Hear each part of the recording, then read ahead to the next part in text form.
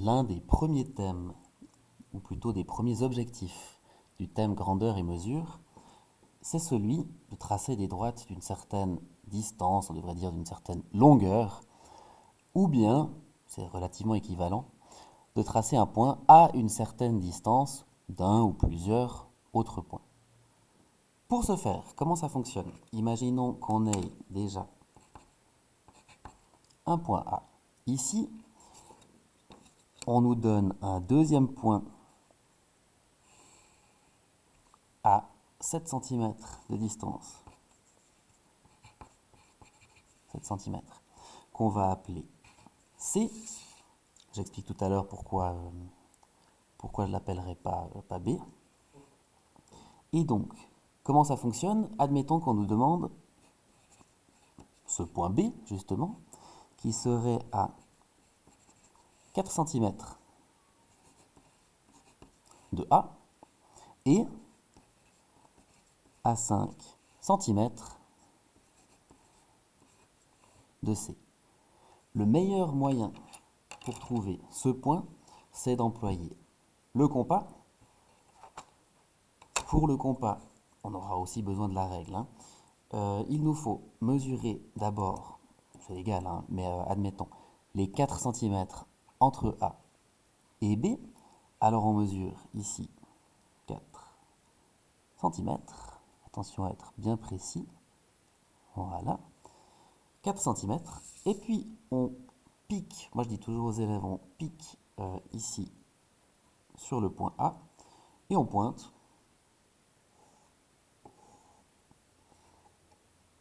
pour trouver le point B.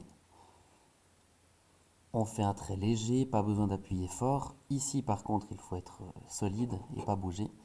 Par contre, là, aucune raison d'enfoncer le crayon. Un trait léger, ça va très bien. C'est pas terminé. On a simplement fait deux arcs de cercle. Pour trouver ce point B, il nous faut encore trouver les 5 cm entre B et C. Pour ça, même système, on mesure 5 cm. On fait en sorte d'être le plus précis possible.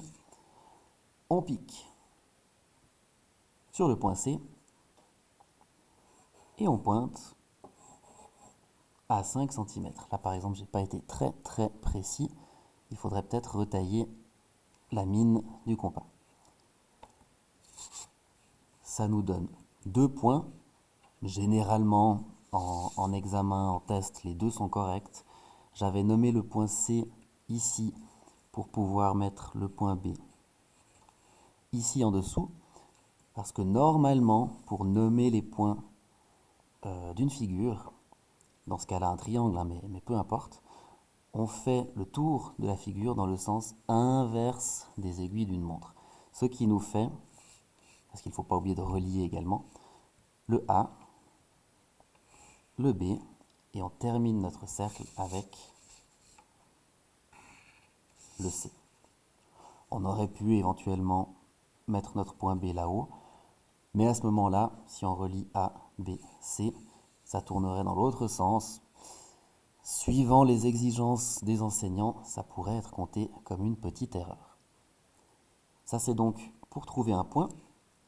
Et puis si on mesure, ici, entre A et B, on a bien 4 cm. C'est ce qui était demandé entre A et B.